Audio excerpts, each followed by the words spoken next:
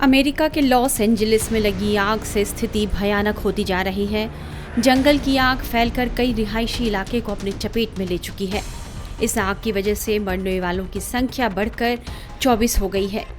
आग ने Los Angeles में ऐसी तबाही मचाई है कि हर कोई सहम गया है। आग की वजह से लाखों लोगों को घर छोड़ने पर मजबूर होना पड़ा है। इनमें अमेरिकी फिल्म जगत की कई हस्तियां भी शामिल हैं। इस आग की वजह से अब तक अरबों डॉलर की संपत्ति के नुकसान होने का अनुमान है। हजारों घर जलकर राख हो चुके हैं।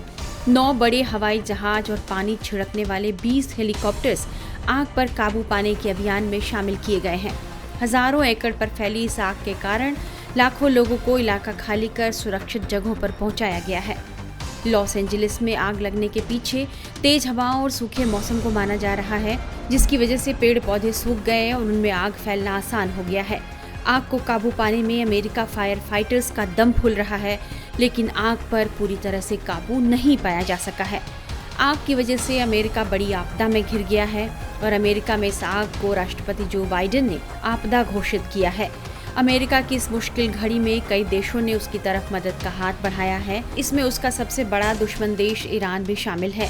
ईरान की सरकार ने 11 जनवरी को कैलिफोर्निया में लगी आग को रोकने में अमेरिका के अधिकारियों की मदद के लिए हाथ बढ़ाया। ईरान की रेड क्रिसेंट सोसाइटी की ओर से मदद की पेशकश की गई है। इस संबंध में IRCS हेड पीर हुसैन कोलिबंद ने अमेरिकी रेड क्रॉस के CEO क्लिफ होल्च को 11 जनवरी को एक संदेश भेजा है।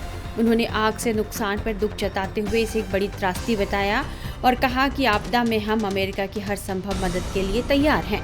वहीं पेजेश्कियन प्रशासन की प्रवक्ता फतेमेह मोहजेरानी ने कहा कि Iran red crescent society California में आग से निपटने के लिए अपनी रैपिड रिस्पांस यूनिट भेजने के लिए तैयार है। फतेमेह मोहजेरानी ने आगे कहा कि इंसान दूसरे देशों के घरों और प्राकृतिक संसाधनों के विनाश को देखकर शांत नहीं रह सकता, चाहे इसकी वजह युद्ध हो या प्रकृति का प्रकोप।